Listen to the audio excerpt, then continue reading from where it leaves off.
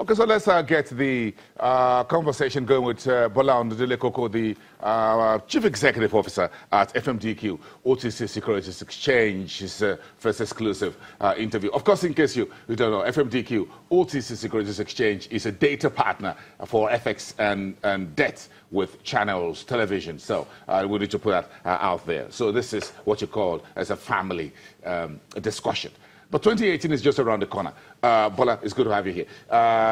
Thanks for sticking by. The 2018 looks, you've crossed a number of milestones. 2015 with the FX, 2016 and the the economic meltdown, as it were, as it's called. Now, 2018, you're talking about this, what you're presenting to the central bank and the market at large, and perhaps the regulatory bodies, about what new business ventures and the market development and broadening and deepening both the FX and the debt market for the coming year.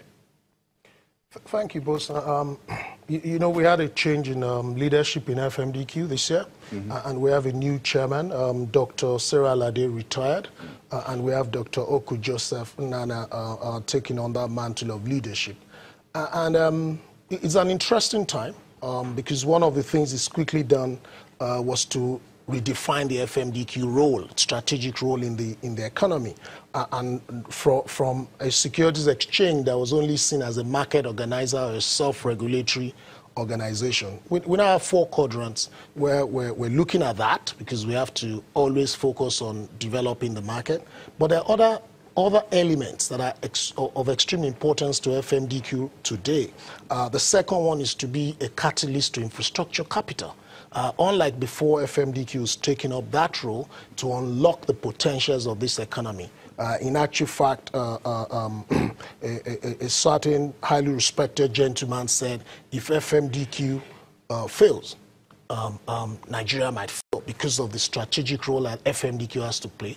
1, by being that catalyst. 2, by being an advisor to government and the financial services regulators.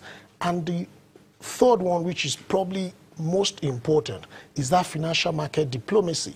Indeed, FMDQ connects the domestic and the international market. And when we had the challenges of the market some years back, we all thought what we needed to do was stay back. But FMDQ took Nigeria, even in those difficult years, to the market.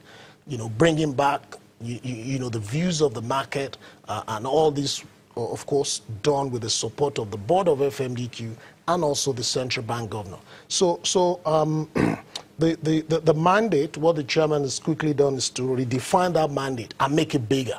You know, taking on the leadership, which of course started with Mr. Aigboje Agimokwede, handed over to Dr. Alade, who took on and delivered milestones as if Nigeria was, everything was about to end.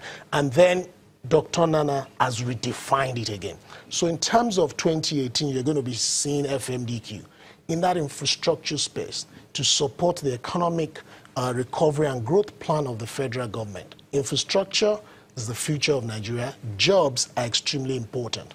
Those are the commanding heights coming. Transportation.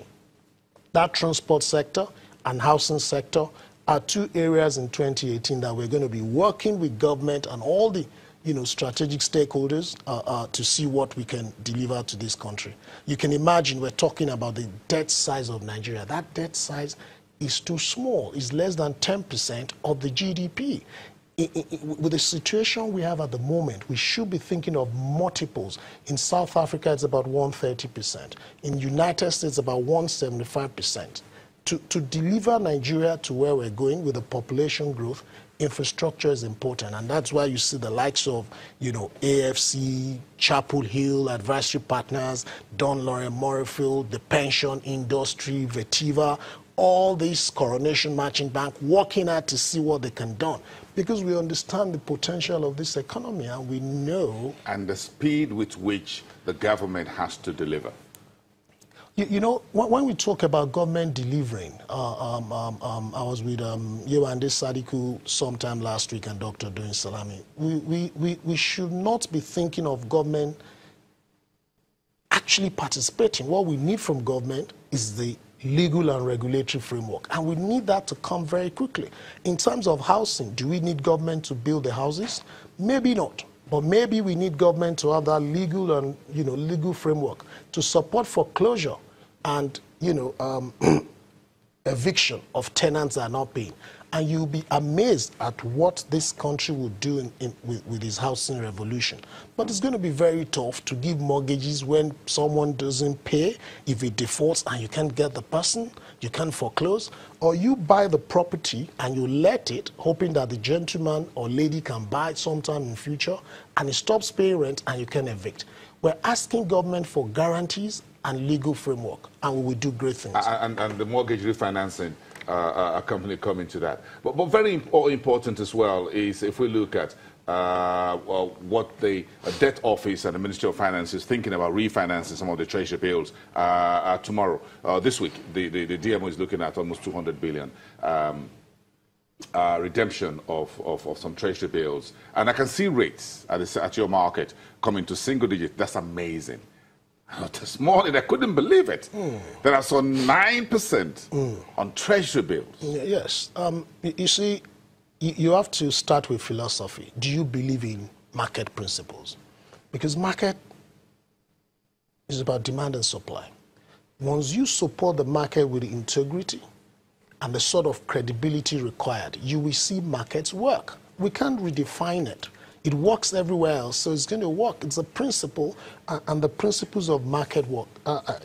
If the federal government is going to borrow less, then people that have these securities today are going to want to hold on tight to it.